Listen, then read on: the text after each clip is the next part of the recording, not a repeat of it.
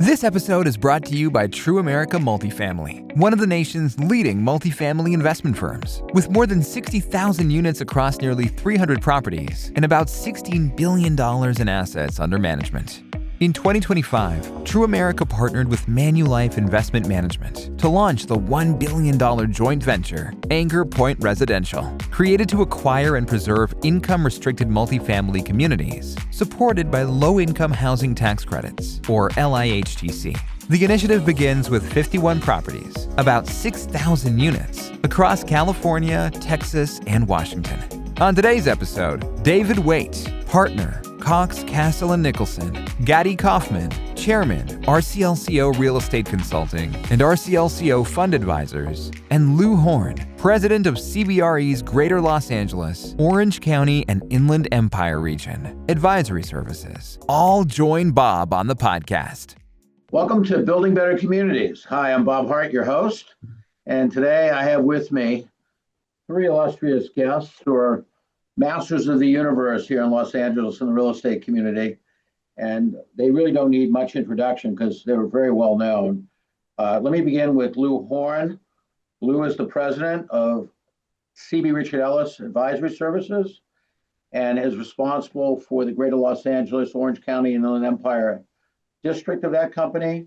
Lew's involved with a lot of commercial real estate transactions and leasing and oversees a wide swath of CBRE's business here in Southern California, and has been a leading proponent in the city on homeless issues and now fire restoration issues. I also have with Lew Gadi Kaufmann. Gadi has over 4 decades of experience in real estate consulting, one of the founding executives of the firm Robert Charles Lesser Company, now known as RCLCO. And Gadi is CEO Emeritus and someone who is involved in almost all major developments in this city over the years as a consultant and advisor to developers. And our third guest is none other than David Waite.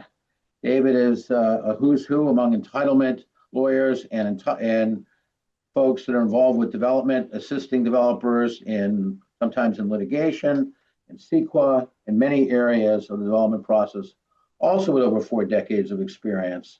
And David's been very involved in project recovery.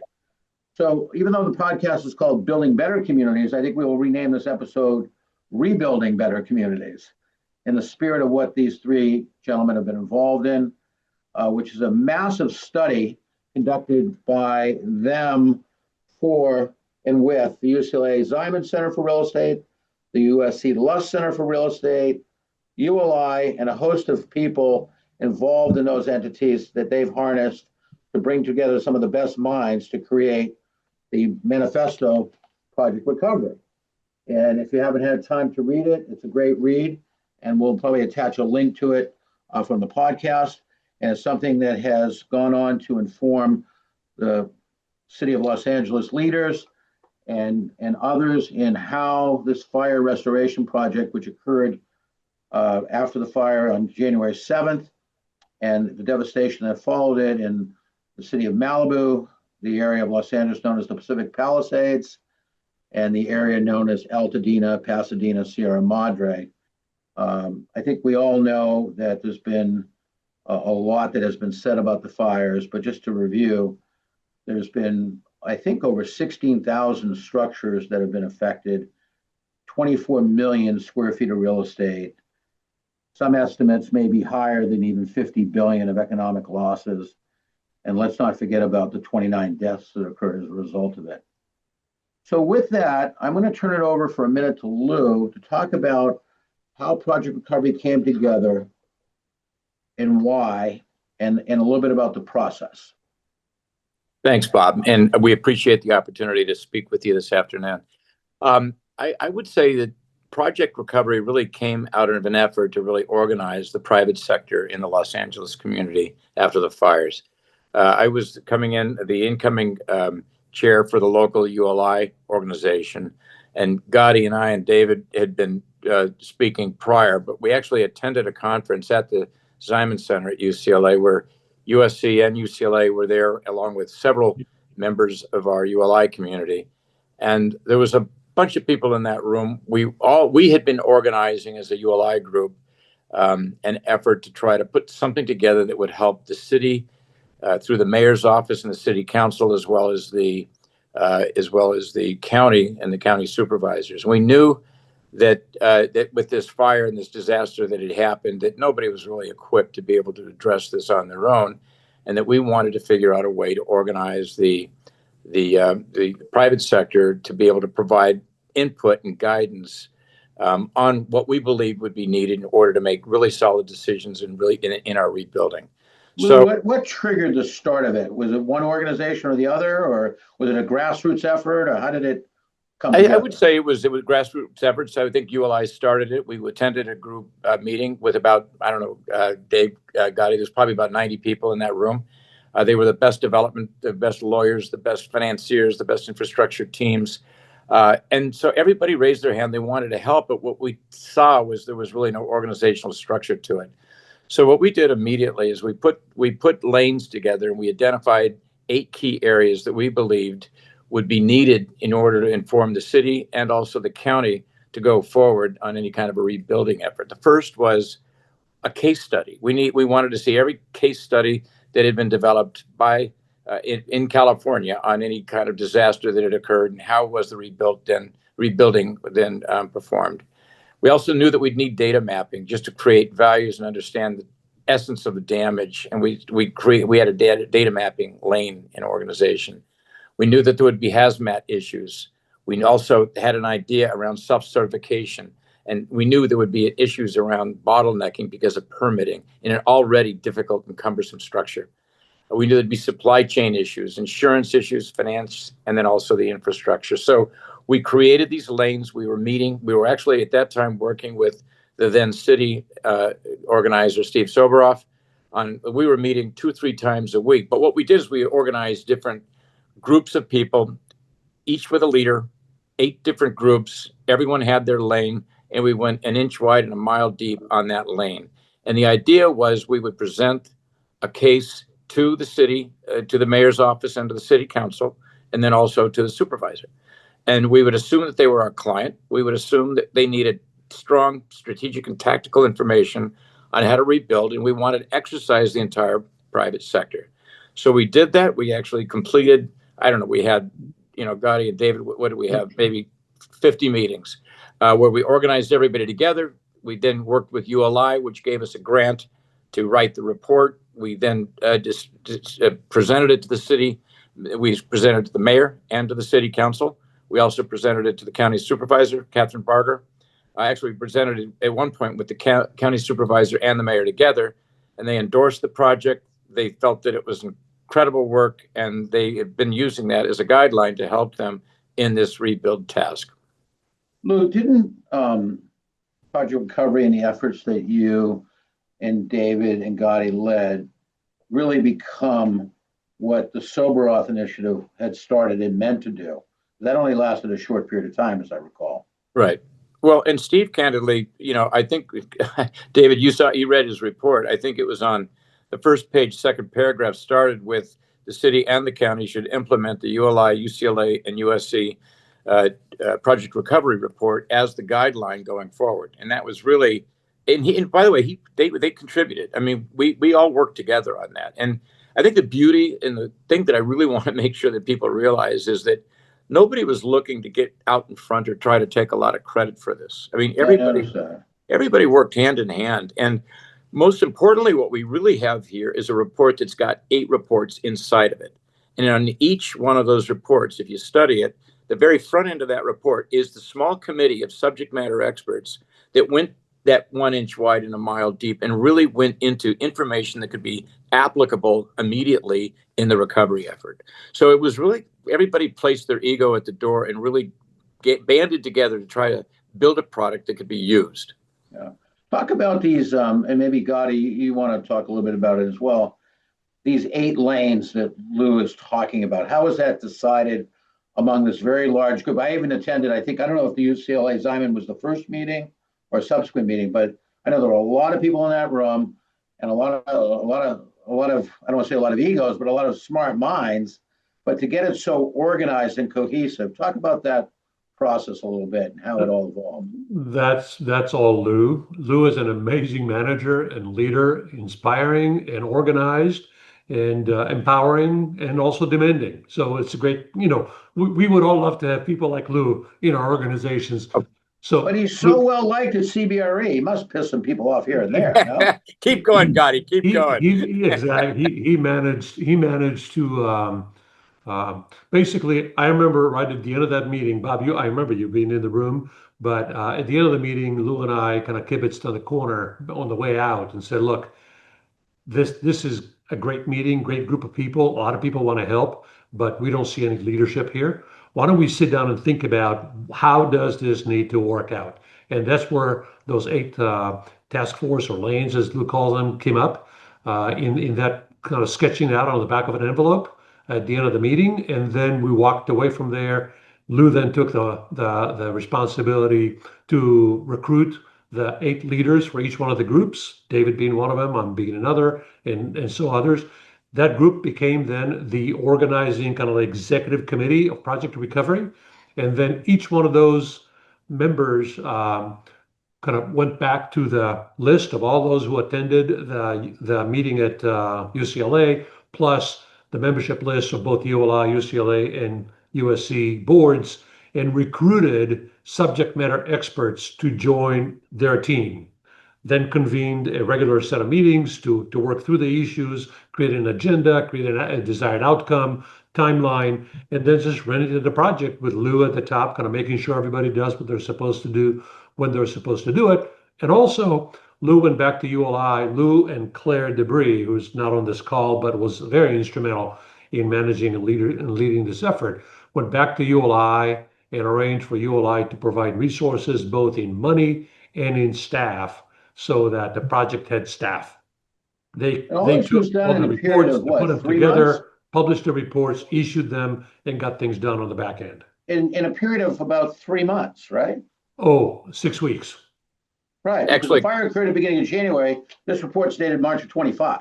Correct. And the report we report was in the works from the middle, I would say the 20th of February until March 20th. So it took about a month to actually get it published, but it was done within 6 weeks. When you really think about how efficient that process was, Unbelievable. where no one was getting paid, I assume. Right. It was all Correct. voluntary, and it was really the majority of the private sector. I hate to say it, I don't think it could have been done in the public sector with the same authority and speed that you guys were able to pull this off with your teams.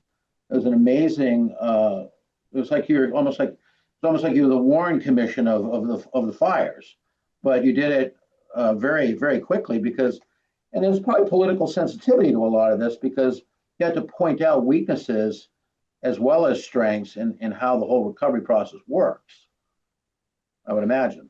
Yeah, pardon the pun, but we realized that we were burning daylight because people were confused, didn't know what to do. I'm talking about fire victims, but also people in the city, people in the county, people in the real estate community, builders, contractors. Everybody wanted to do something or needed to do something, but there was a tremendous amount of confusion. Where do we start? So we knew that we needed to get the results of this effort out and quickly so they can become the roadmap and the blueprint. And in fact, that's exactly what happened. But Bob, I would also add, we included Mayor Bass and Councilwoman Tracy Park. We also included Catherine Barger and Anish, her chief of staff, early in the process. And we met with them and we brought them up to speed. We told them that what we were doing. We said, look, this is what we believe. If we were you, this is what we would do. And if there's anything else you guys would need, let us know. But right now we're going down these eight paths, and they all said, keep going. And so it was amazing to watch how positive and non-bureaucratic they became as a result of this effort. I'm going to shift to David here for a second. David, you've been involved with permitting, entitlements, CEQA issues, you name it. And I would say probably the number one issue besides labor and costs or insurance payments to these folks is if they did want to rebuild, if they were among the, and I heard you guys saying that if it took more than 3 years, you'd lose about 30% of the people. Let's say the 70% of those who lost their homes that do want to rebuild. it's this darn permitting process. Talk about the initial thinking on how this self-certification was working and other aspects of this that you had to sell through and really systematize. Yeah, Bob, it's great to be with you as well this afternoon. So, we recognized fairly early on that permitting was going to be, a major issue to be addressed. And we built off of, I don't know if you recall, but the governor's original executive order, literally on the heels of the fire in the second week of January, was to set this goal of a permitting timeframe of 30 days or less. So essentially what we were looking at was shrinking the time period that it historically takes to permit a rebuild of a home, which in the city of Los Angeles can take as long as a year to get. That's what I was going to say, a year or more. Yeah, a year or more. In Malibu, it could take 4 years. Yeah, I mean, depending It might upon take a year to put up story poles. if you've got a complicated hillside structure, yeah, it could be, a year and a half, 2 years. So we realized early on that we had to figure out a way to shrink that time period down to 30 days or less. And by the way, Mayor Bass, she also issued a number of executive orders early on saying her goal was to get to 30 days. So we settled on this idea of looking around the country and we said, well, gee, there's got to be some other jurisdictions that are doing this better, doing this differently, have better outcomes, and are really, more successful than we have historically been in the city of LA. And we looked at cities like New York and Chicago, Phoenix. We looked at some small communities in California. And we looked at Northern California, were those fires informative toward?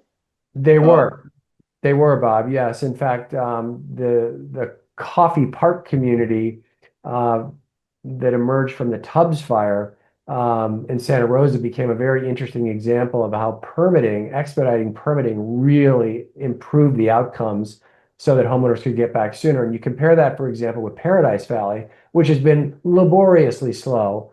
Most of the homeowners have left and they're not coming back. So permitting becomes a really critical point in the bottleneck for how quickly you can get people back. And as you mentioned, it could be a major obstacle to the psychology of rebuilding. Correct, because as we found in the survey that Gadi coordinated, if you're going to lose 25% of your homeowners off the top, right, they're gone. So of the 75% that are left, they will stay and stick it out if they feel they can get back in 3 years. For every year after that third year, you'll lose another 20%. So if you do the math, on year 4, you're down to 45%, or roughly half of your homeowners. And then each year thereafter, it trails by 20%. So permitting becomes critically important. What we ultimately settled on was a program that we recommended utilizing what other jurisdictions have done called professional self-certification, where architects can self-certify their plans and avoid the laborious process of going through plan check through multiple different departments. And that self-certification becomes accepted by the city with the architect's stamp that those plans comply with all applicable code requirements. In addition, we also recommended that the new AI, the emerging AI tools, be utilized to essentially substitute for what architects have historically used plan check for, which is peer reviewing their plans. So talk about that. You're not just dropping plans into ChatGPT and saying, check these. And there must be more to it than that. Correct. There's a couple of tools that are out there. There's a program called Archistar, and there's another program called Can I Build? And we felt that those two tools could effectively shorten the time period, condense that. What is usually in the city of LA, it's like 3 months, Bob, minimally, to get through just a planning clearance where you're putting your plans into the planning department and they're going to clear them as being zoning compliant. There's a program called Can I Build that'll do it in a second and will tell you whether or not your setbacks, your height, whether it all complies with the existing zoning on the site. So we felt that the AI tools had real promise combined with professional self-certification to radically shorten the time periods. So how did you leverage that against the city building department's ultimate authority, and how did that get woven together? So this was really, really fascinating, Bob. And as Lew mentioned early on, Steve Soberoff in his report, he said, after his 90-day term, he said, this is the playbook for the city going forward. And I was really happy to see that Mayor Bass issued an executive order in May that said to the building department, you shall adopt a pilot program for professional self-certification, and you shall also evaluate the AI tools to assist in facilitating professional self-certification. The county did the same thing. So we had complete buy-in by the mayor and the county on pilot programs for professional self-certification and also investigating these new AI tools. So they adopted it and it's now in place. We have architects that are signing up for the program. They have to go through a qualification process to qualify for professional self-certification. What's a little bit interesting about it, Bob, which I think is a bit of a surprise to Lew and to Gadi and I and others on the team, the architects are a little bit reluctant to jump in headlong because of risk issues. I was going to say, it's going to increase their insurance requirements, I'm sure. Yes. Professional liability. That's right. And, but my response to that and my response to the insurers is, look, the cities don't have any liability for plan check and inspecting, right? They have tort immunity. So it's not as if we're shifting liability from the city's discharge of its responsibility with respect to plan check and inspections. They are immune. They have no immunity. So ultimately, the liability has always rested with the professional architects, with the engineers, with the contractors to ensure that the plans comply with code, that the building is built consistent with the plans and specifications that comply with code. So from a risk management perspective, we have always said that we don't believe that there's a shifting of responsibility from the city because the city and the county don't have responsibility. They are statutorily immune in the absence of something truly egregious, right? But here, we were basically saying, use these new AI tools, use professional self-certification, start using it. And the more you use it, the more you become accustomed to it. And the more, by the way, your clients will start demanding that you use it because it does shorten the time periods, the more everybody will begin to embrace and adopt this new protocol. But I will say, Bob, So David, do you see this as a paradigm shift going forward?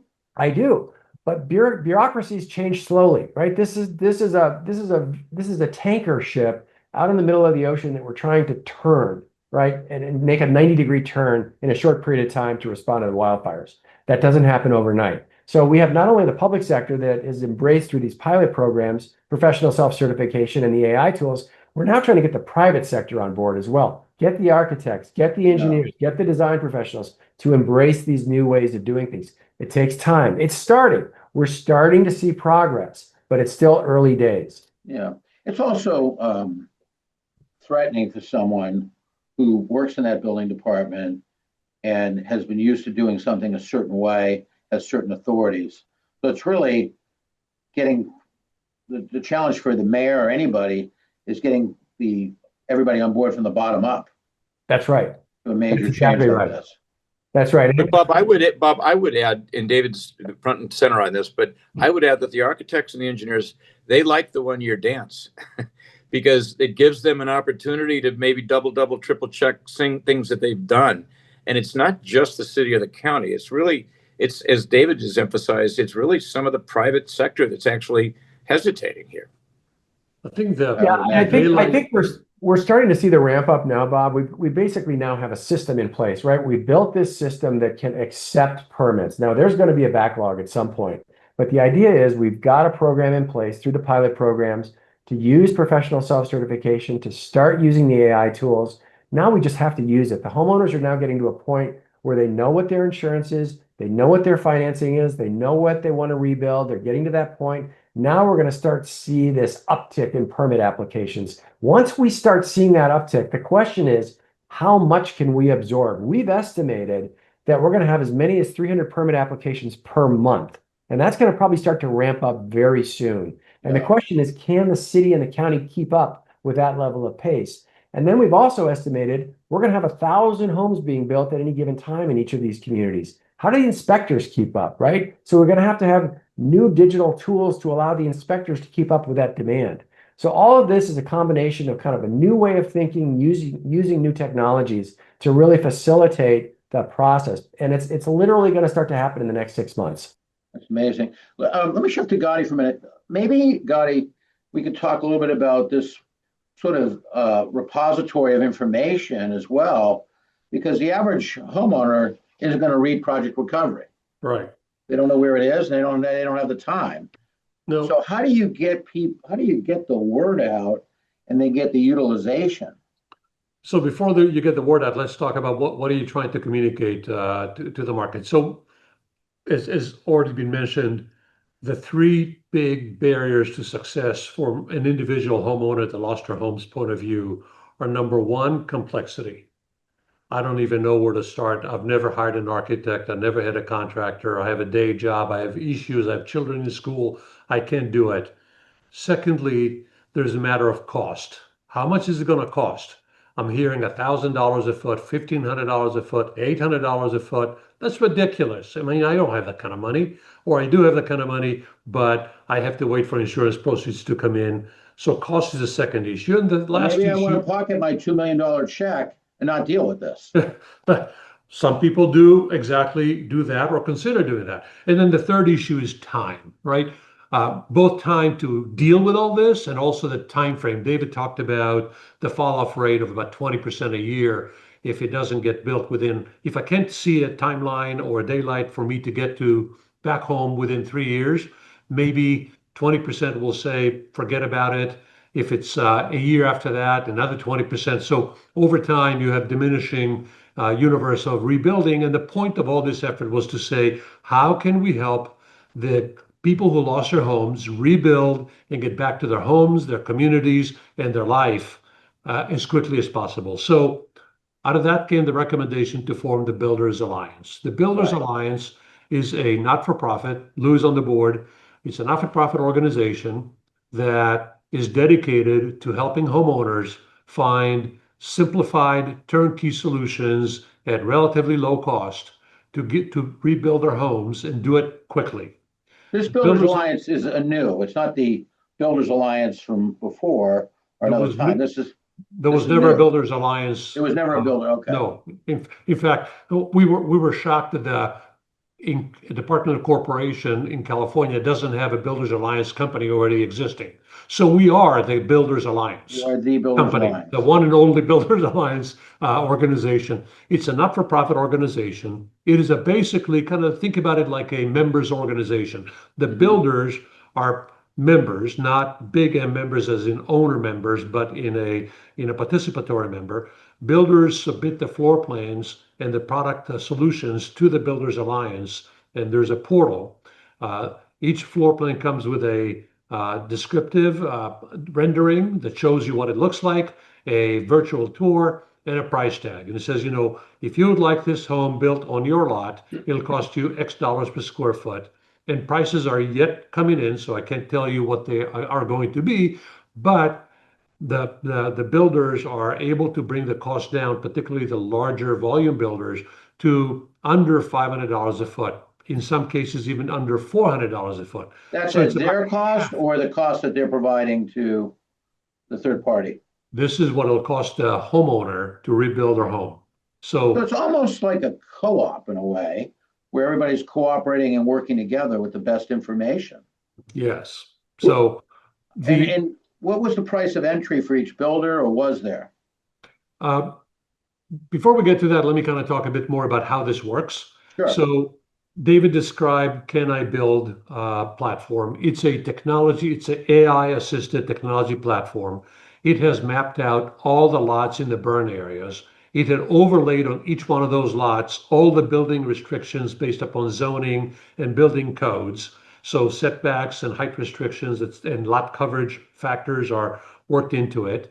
And then it is organized so that it can search through the entire library of products that were offered by the builders and figure out which product from the builders fits on which lot.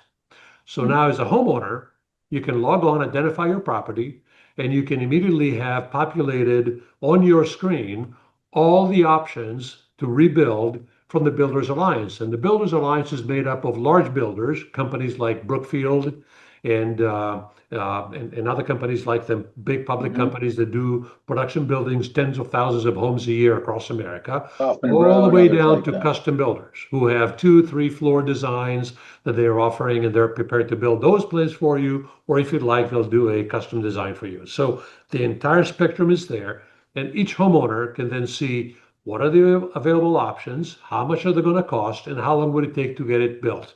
Once they select the builder they want to work with, either custom builder or production builder, then they will click through this platform and go transact with that builder on their site. So Yeah. this is a clearinghouse for information for homeowners to rebuild. Builders make a modest contribution to help stand it up. Like Lew said, we had successfully raised some contributions from charitable organizations to help So that's stand what's paying builders for the homes. staff and the administration of it. Correct. And eventually, every home that gets built by the Builders Alliance will make a small contribution towards the overhead and running of the Alliance. The Alliance is a not-for-profit, so this is not a money-making enterprise. It's only expected to cover its cost. Yeah. But we know that one size doesn't fit all. Everybody's got a different lot, different configurations, Yep. and had a different home. And my understanding is the rule was if you were within 10% of that, one way or the other, you could go through this expedited process. But if you Yes. wanted to do something more custom, Yeah. you would go through the standard process. So Bob, we just finished doing a quick test of the degree to which the offerings from the builders are sufficient to actually provide homeowners with options. You'll be pleased to learn that 80% of the lots in both building burn areas will have as many as 20 or more options for rebuilding. And that's just from the 10 existing builders that we have now. We'll probably have more builders in the future. So there's going to be an abundance of options for people. Some lots are so complex and so difficult, they may Yes. not qualify. Hillside lots, very steep lots, cliffhangers, those may need to go to custom solutions. But I the would think majority so. of the lots are not that difficult. So 80% of the lots will have a Yeah. lot of options for them, running in prices from as much as half of what the custom building would be, all the way to the full custom build. Now, one more thing I wanted to say before I sign off here. The other benefit of the Builders Alliance, we just talked about the benefit to the homeowner as far as being able to match their lot to a product and find a builder for it. The Builders Alliance also on the back end will coordinate and collaborate within its group to reduce the cost and the time to deliver supplies, materials, share contractors and subcontractors, share resources, say supply chain management issues, and really approach this in a more organized. So like David said, there's going to be 1,000 homes under construction at every point in time. Imagine 1,000 homes being built by 1,000 different builders with all the contractors and subcontractors and their trucks and their people trying to get in, get out of the Palisades or Eaton or Altadena. So managing all that and creating some sort of a structure for people to collaborate and share resources is another benefit both to the community, to the builders, and to the homeowners. And that should help bring the cost further down and therefore enjoy even Sure. more efficiency for homeowners. Utilization and uniformity are the key. And you have multiple cities here.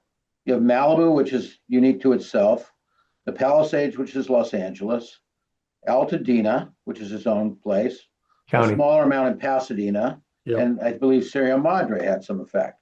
Correct. So does this apply to all these communities? We're 100%. talking about Los Angeles here primarily. 100%. No. This is meant to be for all the communities, and I know we'll talk about it more.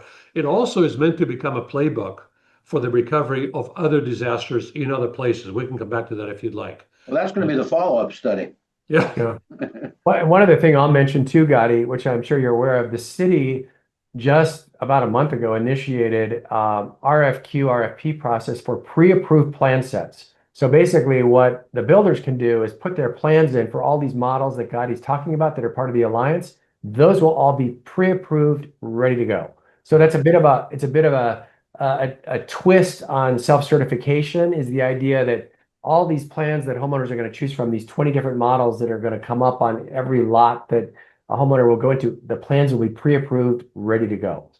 So B. Sue, who is the CEO of the Builders Alliance, would probably kick me under the table for saying this, but Who is she's that, by not the here, way? I'll say it. Sorry?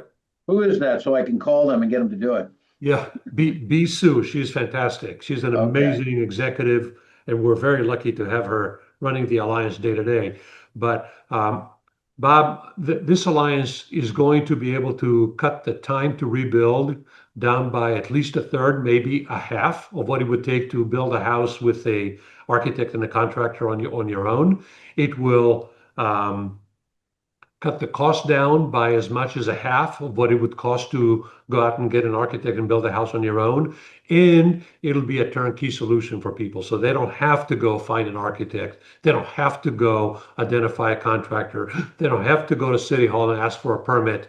The builders will handle all that for them. How is the Alliance getting the word out of this so that the consumer can key into it? Obviously, the trades know about it. Yeah. But how do you get the word out to, you have 8 million people in Los Angeles. Obviously, 8 million people don't need it, but it's a substantial amount of people. We have 10,000 homeowners and their families. So we're going to use this. This is going to come to a test over the next 4 weeks. The Alliance is now almost ready to launch a website and start the work. We're developing now the communications plan. We're probably going to use both paid media, like the LA Times and advertising and so on. Okay. So there's a And media we'll certainly plan. use social media and activate the networks. These communities have amazing social networks. And those networks are good friends of the Alliance, and the Alliance is good friends of the networks. And we'll be working with those networks to get word out to homeowners. WhatsApp apps, networks, Next Facebook, door, all these various. Instagram, social networks of all sorts are part of the communication method that's going to get out there. I think the word's going to get out really quickly, and we'll see how well this takes. And Bob, I would just add, one of the things that is critical to us is we want to make sure that when we do get the word out, we can actually deliver. So this portal, for example, is just getting completed right now. The number of builders that we've got in place now, we want to make sure that they're ready to go with the plans, with the permits. We want to make sure that ultimately You want to make sure you can deliver. Yeah, and so we're putting our marketing strategy together, our public relations strategy together, but we want to make sure that we're going to be able to under promise and over deliver, because it's all about trust. And right now, people want, as Gadi said, they want certainty. They want certainty on pricing. They want certainty on timing. They want certainty and trust, because right now they're confused and discouraged in a lot of cases. Well, a lot of people too are stuck at the very beginning where they're caught up in either insurance reimbursement, the amount of coverage they have, negotiation of that. And that in of itself can take away your will and your energy. And you may just say, you know what, I think I'll just sell my lot or not do anything. Yeah. That may be, insurance is getting resolved as we speak. You probably saw that the insurance commissioner is working on solutions, and the governor is stepping in and creating, loosening things up. Financing is becoming more and more available. The banks are doing a great job working with homeowners on facilitating mortgage relief and increasing mortgage if necessary, or providing home equity lines and or construction loans to help pay the gap, close the gap between insurance proceeds, or at least the timing of insurance and the cost to rebuild. So I think that the financing markets are, with the work of the Alliance and the task force, the Project Recovery Group, those things are going to be working themselves out relatively quickly. And over the next 6 to 12 months, most people, 80%, will have resolution of those two topics, insurance and financing. Not everybody and not all at the same time, but it'll get resolved. And then the issue is going to be how quickly can you decide what you want to build, and then how quickly can you get it permitted and approved. David, I think that one of the things that is yet to come is we're relying on architects to self-certify their own plans, but really, one architect can professionally certify another architect's plan.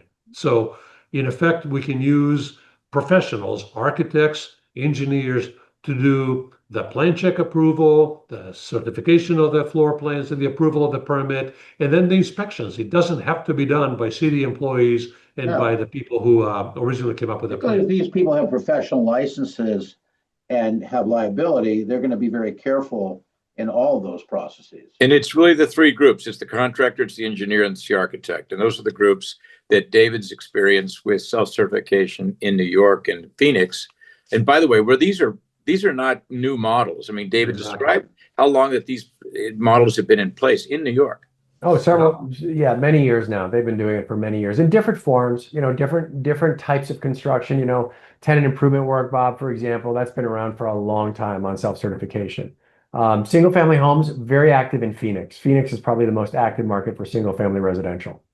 But Bob, we also see this as an evolution. We think eventually the Home Depot organization has stepped up and said, we'll give you the purchasing scale of our company and a builders group that we're actually working with on materials. That you can access some of our logistics issues, which they've been very, very generous in that. We haven't done much with that yet, but we think eventually that's going to be a real added value to bringing down the price point just because of the purchase scale potential that we have here. Same thing with logistics on the ingress egress, particularly in Palisades. Some of these builders are used to working, sharing trades and that sort of thing. And according to Gadi, we think that they're eventually, not initially, but eventually we'll be able to work where there's trades that may be focused on one project. We may be able to work with some of the efficiencies of having them work on others. Let's talk a little bit about not just the how, but the what, because there's a desire, I think, to build back a more resilient and more fireproof building, and I think your study alludes to that as well. So how is that being considered in both project recovery and looking forward as far as fire safety, building codes, and resiliency of design? So funny you should ask, because we were just talking about it the other day. The city has updated the building code to become much more fire resistant in 2018. So the homes that were built after 2018 had suffered a lot less damage than the homes that were built before that. So the new building code is proving itself to be resilient. It doesn't mean that it's fireproof altogether, but it definitely is more resilient. Now we're working on a new standard that will take it even higher. The insurance industry is promoting a new set of standards. They're not yet well defined. They're not very specific. It isn't clear exactly how much they cost, but from preliminary estimates that we ran with our builders group to create a higher level of fire hardening would probably cost an extra $100 to $150 per square foot. So it's a 20 to 30% higher cost. So it's not nothing, but it may become one of the expectations from the insurance companies, either to underwrite or to bring the cost down. So in the next few months, we expect that's going to become known, whether it is what is the standard, what is the expectation about it, and what are the benefits, both in terms of fire resistance benefit, but also insurance cost and coverage availability. Gadi, talk about one of the industries that's actually in your Builders Alliance that actually specializes in fireproof materials. Right. Yeah, I mean, there's also the issue of the traveling of embers from fire. And it's not just the outward building material, it's how they get into the crawl space and having apertures to do that. And I think there's a lot of movement there to intensify that so embers can't get through. Yeah, the new building code basically requires you to have the house sealed from embers, meaning that any kind of an opening, whether it's an eave or a crawl space, has to be screened. A pipe, a fireplace, any kind of an opening must be covered with a mesh that will allow gases to go out, air to come in and go out, but no embers to come in. David, your thoughts?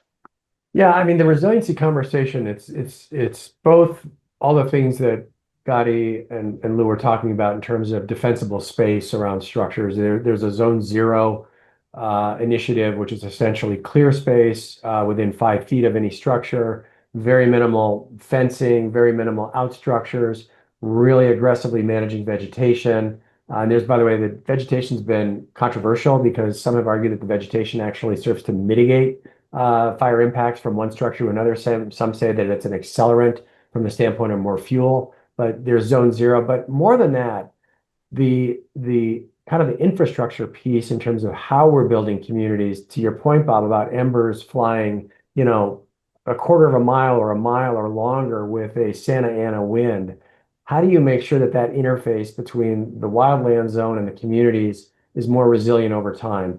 And that's a function of, not only brush management, brush clearance, better infrastructure from the standpoint of availability of water, both in terms of volume and pressure, new sensor technology. You circulated an interesting article about zombie fires. And, the idea that you have an ember from a prior fire that ignites in a wind-driven storm after, a week or two because nobody knew it was there. Well, it's still burning. Still burning, right? Still burning. There are emerging sensor technologies that fire officials are looking at, where essentially you would be able to have a sensor in these various wildland zones that would detect fires immediately. And so you can get resource onto those fires more quickly, and how that's going to work. But the resiliency conversation, it's not just about hardening. It's about how the interface is managed between the wildfire zone and the developed community. That's going to be critical. And a lot of it's going to be technology driven. Any new community that's being developed in California, new master plans that are being developed on the urban fringe that are in either high fire severity zones or wildfire zones, the standards that they're going to have to adhere to going forward are going to be quite stringent. They just are. And it's a combination of infrastructure. Then there's offsite, right? What do you do about utilities? Do you underground all utilities? Is there new transformer technology that makes transformers more resilient to exploding during heavy wind events? What about new water systems and all the construction that occurs associated therewith? How do those become more resilient? So the resiliency conversation, it's not just about hardening the structures. It's about ensuring that we have adequate, by the way, ingress and egress in the event of a wildfire. Do you have evacuation zones that are robust to get people in and out? We saw that in the Palisades. Thank God it wasn't a problem, but it could have very well been a problem. That was clearly a problem in the Paradise Fire. So we've got to look at all of this. These are all very important questions in terms of how we're developing more resilient communities, because wildfire is going to be around. It's not going away. And No, it's not. We're going to have more and more of it as time goes on. I would agree with you. So David, talk a little bit about community level strategies here, because the communities all have their own politics, whether it has to do with fire resistance or vegetation management. I mean, in the Woolsey fire, I remember President Trump in his first administration said, "I'm not giving California any money because they didn't clean anything up." Okay. So that's a bold statement, but the truth is, I don't think we've done a great job of keeping our brush clear, even though this was a unusual event caused by wind and other things. Talk about a little bit about community level activism as it relates to fire management. Is that for me, Bob? Yeah, you're a community guy.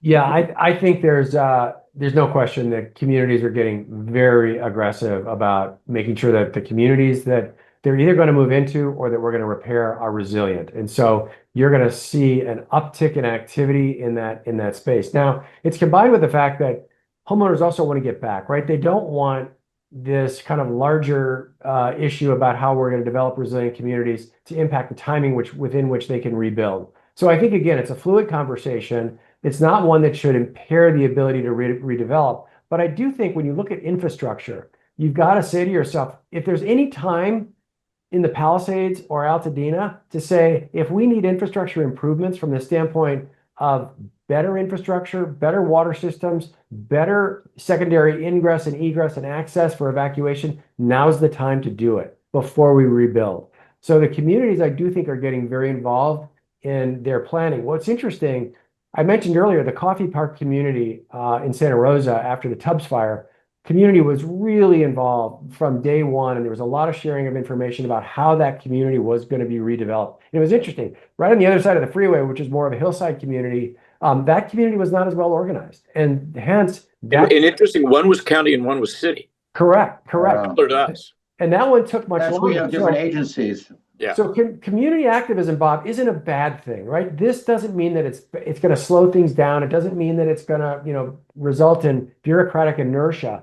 It's a good thing to the extent that the community is really involved and they want to have a voice and a say in how their community is rebuilt. That's a really good thing, because that means they're vested. They're completely invested in how the rebuild is going to happen. For those homeowners who decide to leave, they're kind of like they've moved on, right? But for those who are staying and rebuilding, they have a really important role in terms of how the community gets rebuilt. And they're starting to exercise that voice. Palisades, I think, is very strong, and you're going to continue to see that. They're going to interact, I think, very regularly. And when we start rolling out the Builders Alliance program and the home builders are talking to the homeowners and there's information sharing, all the things that Gadi alluded to, I think it's going to be a very robust conversation and the community will be very engaged.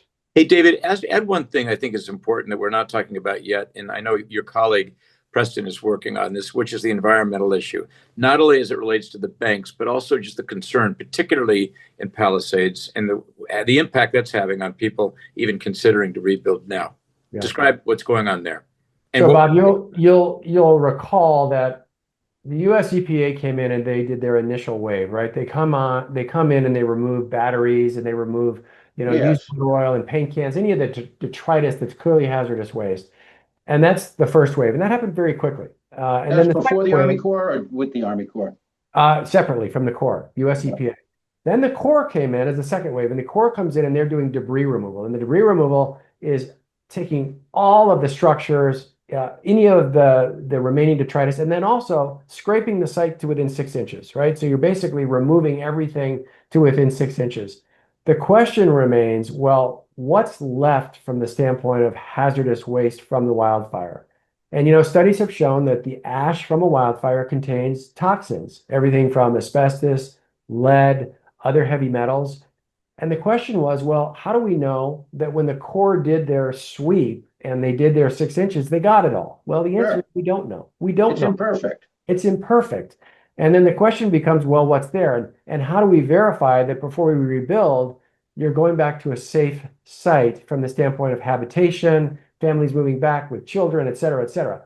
So right now, we're sort of stuck on that. The Corps has said, we're not going to test. We're confident that we've gotten the vast majority of any contamination that's material by scraping the site to within 6 inches. Well, there's been some tests and some studies out there that say not so fast. There still is some residual contamination. So now the question becomes, well, how do you manage that going forward? I mean, is this going to evolve into a situation where every seller is going to make a disclosure and say, well, I did 3 inches or I did 5 inches. I did 3 inches, I did 5 inches. My home was destroyed in the fire. Yeah. And it's kind of buyer beware. And if buyer decides they want to go on and test, that's going to be their election. Is this going to be... Or they're going to test all your neighbors because of the contagion effect of a contaminated site. Correct. That's right. When the wind blows, the contaminants are going to move with whatever is available to move. So there's no clear answer on this yet. It's out there. It's being evaluated. There's no standardized protocol. We've advocated in the ULI report that there be a standardized protocol that is developed for how you test the residential home sites from the standpoint of what constituents you test for and at what levels, right? And then, the idea is, well, if you're coming back and you're overgrading the site by 6 or 12 inches to rebuild, maybe you're capping whatever residual contamination is there. But again, we don't know. The answer is it's uncertain. And it's a risk that's still out there that I don't think has resolution at this point. We've advocated for testing. It hasn't been adopted. It may still come. There's legislation that's been being evaluated to look at that issue, but it's still a risk that remains. It's complicated, and David, the insurance companies to adopt. It's complicated because first, the Corps only removed basically the footprint of the house. They did not clear out the rest of the lot. They flattened it, but they didn't clear it out. They didn't take so the surrounding land around the footprint of the house is still how it was the day after the fire. And that's issue number one. Issue number two is that neither the mortgage companies nor the insurance companies have yet voiced an opinion about this matter. They haven't said whether they are going to expect certain level of disclosure or what's the word? Disclaimers from the homeowners about warranties, right? Warranties, disclosure, disclaimer, exactly, or require homeowners to go back and scrape the next 3 inches and top them off, like you said, David, with 6 or 12 inches to bury whatever is there underneath. All of which is not inexpensive to do and does add to the cost to rebuild and the complexity of rebuilding. So, Bob, we thought the original protocol from the Army Corps in typical fires is 3 inches. They went down 6. They said if you go further, you're going to find something probably there that was probably done a long time ago, had nothing to do with the fire. That was their position. Yeah. What the consumers are saying today, though, we thought it was going to be a bank issue only. We actually worked with the banks and said we need a standard that in which what would you agree to. But what we're finding is the people that are going back really don't want to have a problem where their kid picks a tomato in the backyard 3 years from now, and all of a sudden there's an issue. And so there's a real concern about the actual safety. So as David said, it's getting resolved. There's a study happening right now with ULI and with UCLA to try to come up with standards to try to make everybody happy. But at the end of the day, as David said, if I'm a homeowner, I want to test. If I'm a bank, I want to test.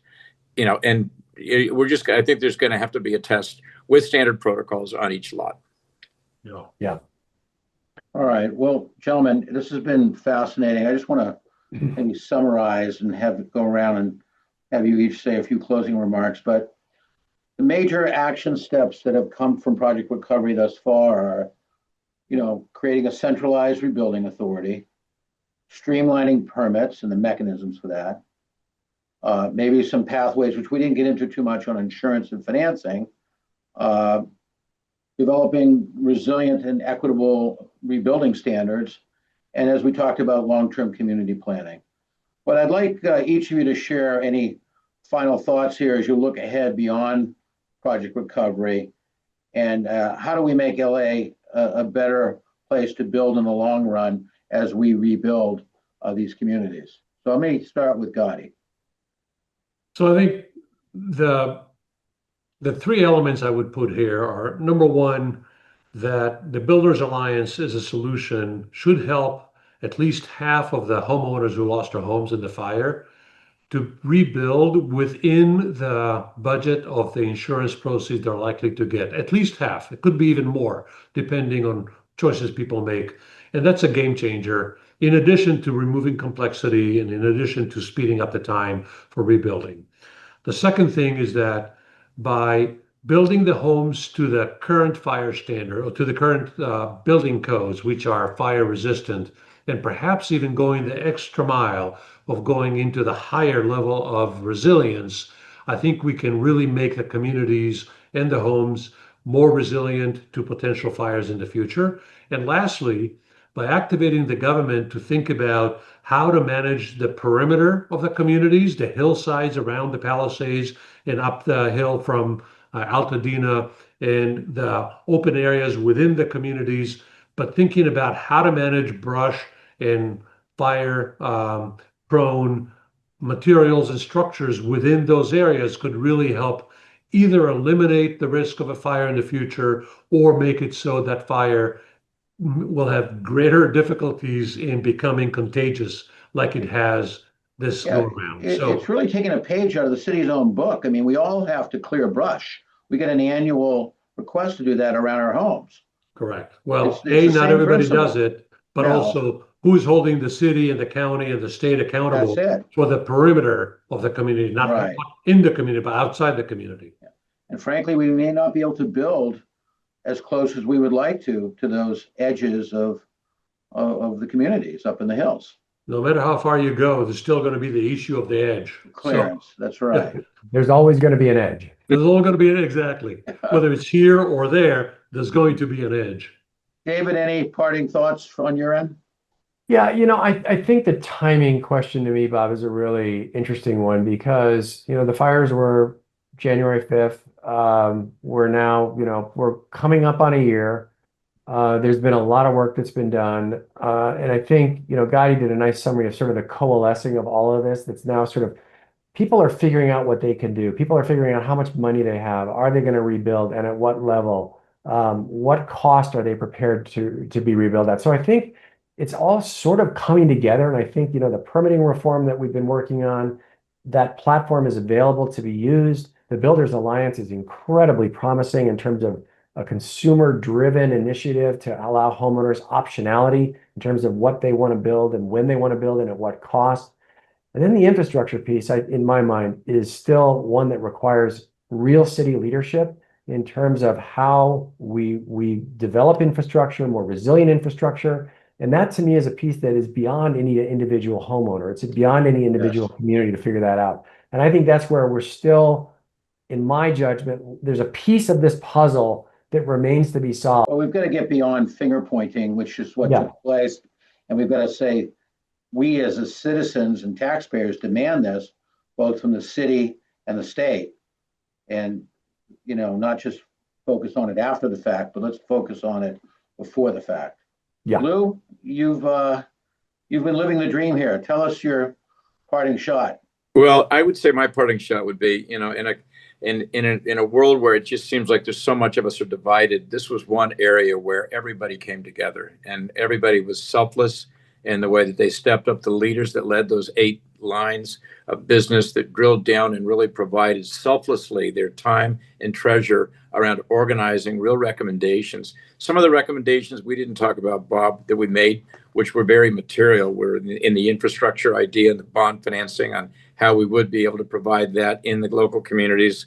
Our insurance, we had specific products that were built around insurance products around construction financing and takeout insurance, and then some specific financing ideas.